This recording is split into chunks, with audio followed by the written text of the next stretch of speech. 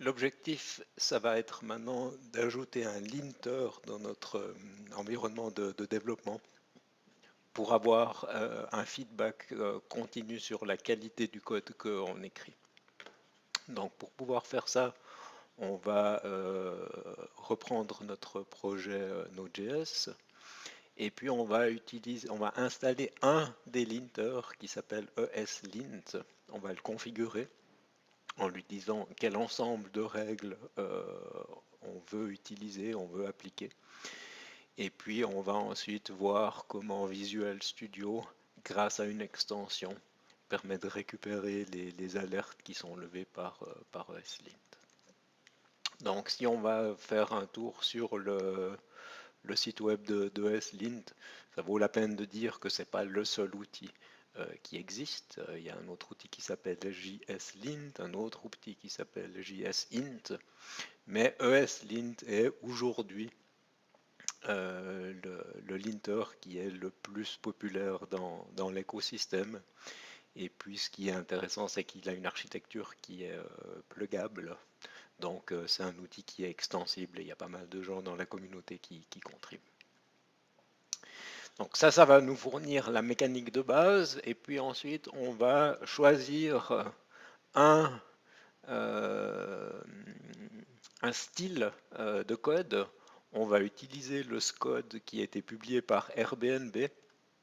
C'est un des styles qui sont les plus populaires et qu'on retrouve assez souvent quand on regarde ce que les gens utilisent. Il y a d'autres style guides qui ont été écrits notamment par Google. Donc ce qui est intéressant, c'est que sur ce repo, on va avoir la description de toutes les règles. Euh, et on va non seulement avoir une description de la règle, mais assez souvent on va aussi nous expliquer pourquoi les auteurs du Style Guide ont pris cette décision. C'est un ensemble de conventions, donc on n'est pas forcément toujours complètement d'accord avec les auteurs. Donc c'est possible aussi après de customiser et puis de modifier votre interprétation des règles. Ce qui est important, c'est que l'équipe doit se mettre d'accord sur les règles et puis après les respecter. Donc beaucoup de règles qui sont définies ici utilisent les fonctions qui ont été introduites dans ECMAScript 6, donc ECMAScript 2015, des choses notamment comme la notation des fonctions avec les flèches dont on reparlera plus en détail ultérieurement. Donc, on va configurer cet environnement. Je vais revenir sur mon terminal. Regardez où je suis. Donc, vous vous souvenez, dans le webcast précédent, on avait fait un fichier index.jsp. On a notre pactage JSON. Donc, la première chose que je vais faire, je vais rajouter une dépendance sur ESLint. Et puis, je vais faire ça de cette manière. Je vais lui dire que je veux récupérer le pactage ESLint sur NPM.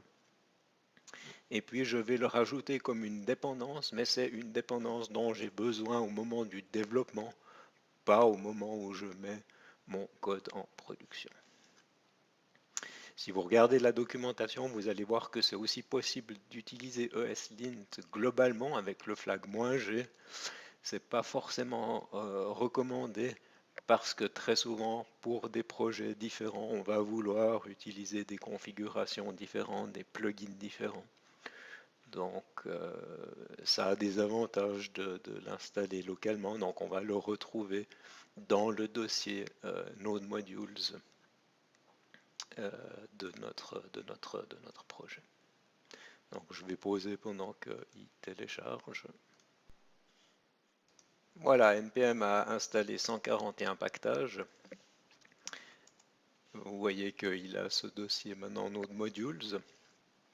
Et puis ce que je vais faire, c'est que je vais lancer ESLint.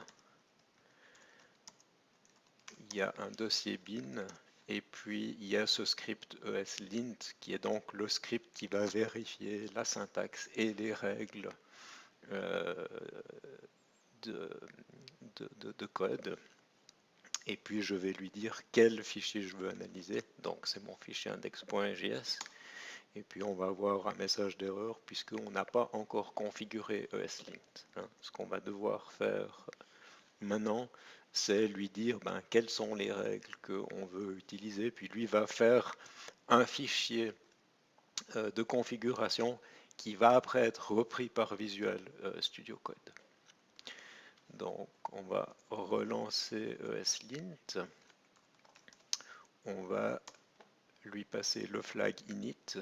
Puis là j'ai différentes possibilités.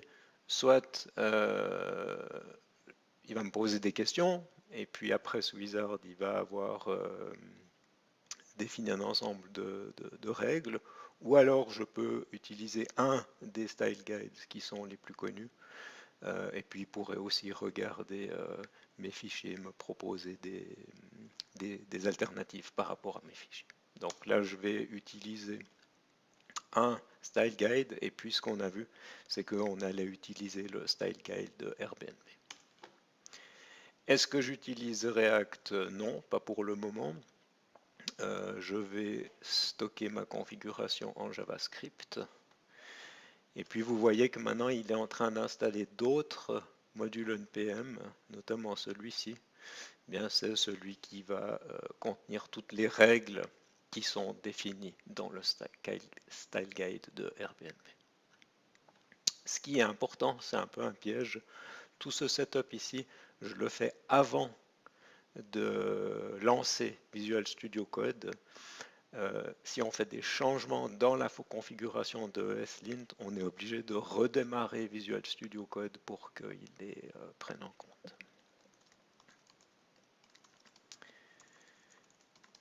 Donc, vous voyez que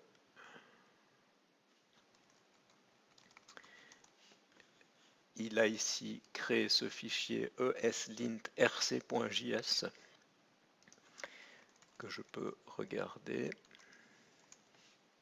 Et puis ce fichier ici maintenant est minimaliste. Il dit simplement qu'il s'appuie sur le style guide de Airbnb, mais par la suite on pourra compléter la configuration. C'est là où on pourrait lui dire, par exemple, il y a certaines règles qui sont définies par Airbnb, mais je ne suis pas d'accord avec, donc je n'ai pas envie de les appliquer. Ou j'écris du code qui a certaines caractéristiques, qui utilise certaines librairies de test, par exemple, et donc il y a des choses dans mon code qui ne sont pas des violations, même si elles ne respectent pas strictement ce qui est défini dans le style guide de base. Alors maintenant que j'ai fait cette configuration, on peut lancer ESLint en ligne de commande, et puis là il va faire une évaluation de notre code, et puis vous voyez que là il n'est pas tout à fait d'accord parce qu'il nous dit qu'on utilise var, alors que maintenant quand on fait du JavaScript moderne on devrait utiliser soit lest soit const. Il nous dit faites attention, c'est pas très bien d'utiliser d'utiliser la console dans le code. Il se plaint aussi sur les espaces que j'utilise ou que je n'utilise pas. Et puis ce que vous avez à chaque fois, c'est le nom de la règle. Et vous pouvez après retourner dans la définition du style guide et puis avoir des explications, de nouveau comprendre pourquoi ces règles ont été définies. Donc, exécuter ESLint en ligne de commande, ça se fait souvent dans un pipeline de construction de logiciels. Ça, c'est des choses qu'on va voir plus tard. Et puis, typiquement, si on a des erreurs, on va refuser de builder l'application et puis de la pousser en production. C'est des barrières qu'on se met pour se protéger et garantir la qualité du logiciel. Ce que je veux faire aujourd'hui, c'est avoir le feedback quand je développe, donc directement dans l'IDE. Et puis, c'est là où on va voir que dans Visual Studio Code, je peux avoir ces infos. Donc, première chose que je dois dire, c'est dans les extensions ici, avec Visual Studio Code, il y a tout un système d'extensions avec un marketplace. Et puis vous voyez que j'ai déjà installé une extension ici qui s'appelle ESLint. Donc, elle n'est pas installée de base. C'est quelque chose que vous allez devoir faire. Vous allez devoir venir faire une recherche et puis cliquer sur Install. Et puis après, ça va faire le lien finalement entre ESLint et puis ce que vous voyez dans votre IDE. Donc vous voyez ici, j'ai pas mal de choses qui sont en rouge. Ben, ce qui est en rouge, je peux venir par-dessus. Et puis vous voyez, ESLint me dit, ah, je m'attendais pas à avoir var, mais je m'attendais à utiliser soit let, soit const pour déclarer la variable. Ça, c'est une des choses qui est apparue avec ECMAScript 2015. Et vous voyez que ici, l'avantage d'utiliser ESLint, c'est qu'il va me forcer à écrire du code consistant. Donc tous les développeurs dans l'équipe vont respecter les mêmes conventions. Donc ici, je vais déclarer cette variable comme une constante. Ici, sauf erreur, c'est une histoire d'espace. Et puis, le linter, alors des fois, il a un peu de la peine à afficher l'ampoule. Normalement, ça, c'est quelque chose qu'il devrait être capable d'afficher. Des fois, il y a la petite ampoule qui apparaît à gauche.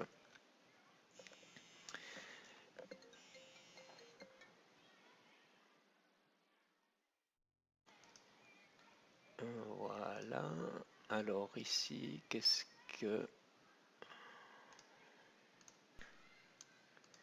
Voilà, alors on reprend. Et puis ici, il n'est pas content parce que il veut avoir des espaces. Et puis il y a une dernière règle qui dit qu'à la fin du fichier, on veut avoir un espace vide. Donc vous voyez ici, j'enregistre. Et puis maintenant, je suis plus ou moins... Bon, j'ai encore ce warning en vert. On dit c'est pas idéal d'utiliser console log. On le tolère pendant qu'on est en phase de dev, mais c'est pas des choses qu'on voudrait avoir sur du code de production. Donc vous voyez ici, de nouveau, de base, on a vu que l'installation, elle était relativement rapide.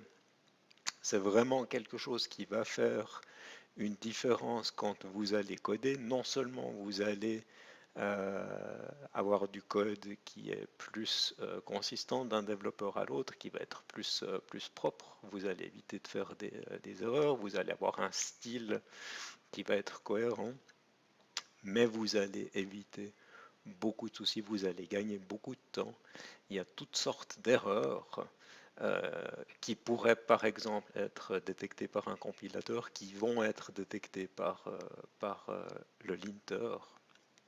Donc vraiment, c'est quelque chose que vous devez prendre l'habitude de configurer et d'installer. Donc on a vu ce setup. Au fur et à mesure, quand on va après introduire d'autres outils, des frameworks de test, on va voir qu'on va devoir un petit peu configurer ce linter. Point important, je reviens là-dessus. Par expérience, ça vaut la peine d'installer le linter localement au projet plutôt que de l'utiliser globalement, puisque d'un projet à l'autre, on va travailler avec des plugins différents.